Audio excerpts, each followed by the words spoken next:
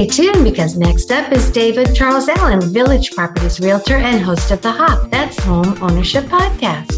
Welcome to The Hop. This is David Charles Allen, Realtor at Village Properties in Santa Barbara, California, with my great friend and co-host, Patti Teal. I'm doing great today, Patti. How you doing? I'm doing good too, David. Thank you. Good to hear. We had a really warm week last week, temperatures throughout the 70s, and then looking ahead now, we're getting partly cloudy, mid-60s. So it's a little bit of a break from the short heat wave we had, so to say. Yeah, that's beautiful weather. It is beautiful. And then in terms of the surf, really hasn't been much. It's been clean, but really small. So it's kind of that time of year. Mm-hmm. Is that right? It is kind of seasonal. Well, there's not much surf this time of year. Yeah, it always depends on the storms. And if it storms above or below us, then we're usually not getting any waves. That makes sense. Yeah. And then in terms of how the interest rate's performing, we had another slight drop. So we're back down to 5.625 for 30-year jumbo and 6% for 30-year conforming. Well, I guess down will take it no matter how down it goes. Yeah, that huge bump last week where it's almost went up 0.5% and then almost dropped back down to 0.5%. So it's very interesting to see how fluid it is right now. That's for sure. Certainly is. And then in terms of how the statistics have performed, we got 37 new listings, 10 price changes, 25 that closed, 25 that went pending, 5 coming soon, and 3 back on the market. So that's great. We're almost up to 40, and it was a pretty solid buildup of the supply this last week. So almost 12 new listings over pending. That is very good. So if you're looking for a house, there's some new ones out there to be found. There's new ones out there, but it does feel like we're back in the spring buyer's market where there is a lot more buyer's demand right now, and we're really not getting enough new listings to compensate for that. Oh, yeah. This is the time of year when people start thinking about getting a new house. I don't know what it is about springtime. Summer's coming up. The kids are going to be out of school. I'm not sure, but this is the big time of year. It usually is. Usually it's the big time of year for people selling too. So we're going to see how it kind of alludes to the situation. Yes, time will tell. Any questions today for me? Well, David, I was listening to Good Morning America this morning, and I only caught a piece of it, so I had to go find the article and read about it. Basically, what I kind of caught out of the corner of my ear was that people whose credit scores were very high, like from 680 to above 780, were being penalized on their home mortgages with a surcharge. Have you ever heard of such a thing?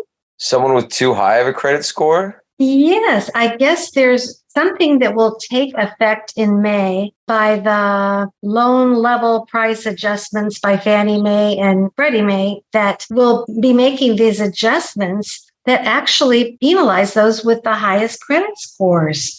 And those with credit scores lower than 620 actually will do a little bit better. And so people were a bit upset, especially the ones with the highest credit scores, as you might imagine, because it is strange. And maybe you can look into it and fill us in later on what their thinking was to do that, because these new rules give those with the highest scores and those that are putting the most down on their mortgage a spike because of this surcharge in their payments. That's wild. I think just besides not reading about it and hearing it, I'm assuming it has to do with them wanting equality. So someone with a lower credit score is usually paying a higher interest rate because they don't have as much credit worthiness. So they probably want to make it equal. So they pay close to the same, even though one person has a better credit score. And more money down. And it said those who had scores below 620 were getting a little bit of a fee discount. So you're probably right, but I'd love to get your input after you have a chance to read about it. I think it doesn't take effect until May 1st, but that's their new adjustment that's coming up. Yeah, it sounds counterintuitive. I can imagine the people who have worked so hard to get their credit scores up and to put the biggest deposits down probably aren't very happy about that. Yeah, it wouldn't be very nice to know that if you did everything the right way and took care of all your bills and had that credit worthiness to then be penalized because someone else sees it unfair that you get a better rate. So yeah, well, if you can, check into it, David, and see if I read it right, because that's what it was and it's making the national news. So it's just kind of an interesting story. Yeah, I'll have to check into that and see what's going on there. Yeah. And so how are the fur babies doing? Everyone's doing really great. They're loving life and no complaints from them, that's for sure. Ah, that's good. Well, I think I told you I'm trying to get a new used car. So I'm actually such a dog lover. And what I look at is, will these seats be good for the dogs? Will the dogs like this car? I've really gone hog wild for dogs. Yeah, it's funny when they become basically your decision making on everything in life. On everything, exactly. Yeah. On trips, on anything. It's there. Even Yeah. leaving town for the day. It's like, oh, Yeah. well, what about the dogs? Oh I my know. God. They definitely rule. Like this car that I was going to get that I don't know if it's going to work out. I had a little screen that could pull down so they wouldn't get too hot and could be in the shade. So they were paramount on my mind. Yeah, that's funny. And it's not like kids where they grow up and do their own thing either. They're there for their lifespan. They're So, there for the duration. Yes. I wish their yeah, lives were a little longer, but that's it. that's it. Yeah. I know you always know so much about dog nutrition. Any new tips for us or a piece of advice? I think we talked about it pretty good last time. Mm-hmm. Just take care of your dogs. You really got to just watch what they're eating and how they react to it. That's about it. Yeah. Some dogs in Santa Barbara, I notice, get some sort of an allergy on their coats where they lose some of their fur and they're itchy, Santa Barbara itch or whatever they call it. Do you know what causes that? Is it some sort of an allergen? There's always going to be allergens anywhere you go, and it's always going to be dependent on their surroundings, their upbringings, and stuff like that, and definitely the type of dog they are. Everyone's a little different, but it can go a lot into feeding too. It's a lot about what you feed them.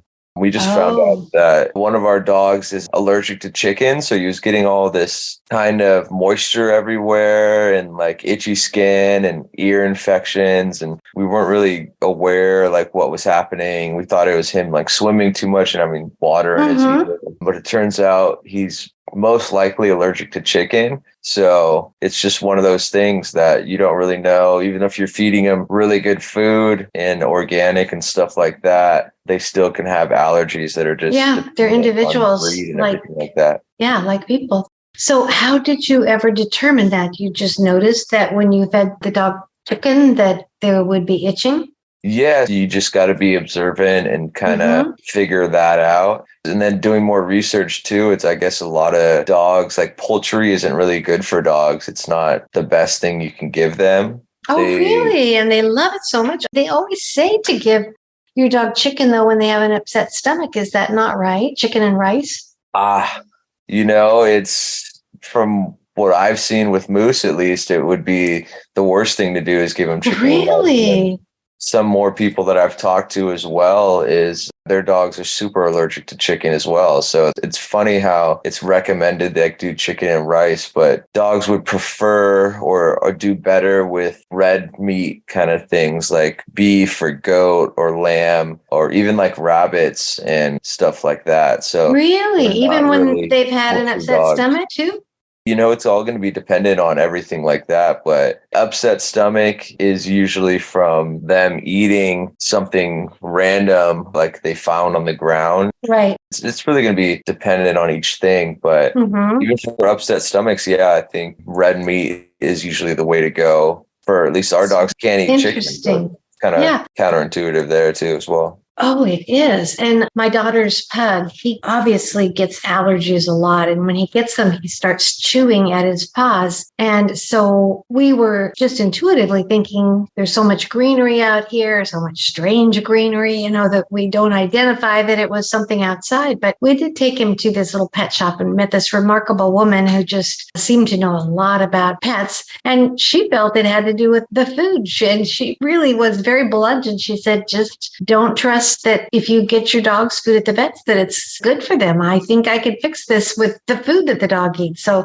that was really interesting. So we haven't given it a try yet to change the diet, but I'll let you know. Yeah, that's usually what it is. And that's like what Moose was having. It's a yeast infection. So it's too much moisture buildup. And that's usually from their body discharging toxins from what they're eating. So then it turns into yeast and then it turns into them itching. So Sometimes it's what in your environment, like what you're around and stuff like that. But a lot of the times it goes back to what's in their body, what they have to digest, and in their bodies excreting those toxins that they can't break down. So it turns into moisture and throughout their body. So it's one of those things where people don't realize it, but when they do, they're like, oh, it makes so much sense, you know? Yeah, yeah.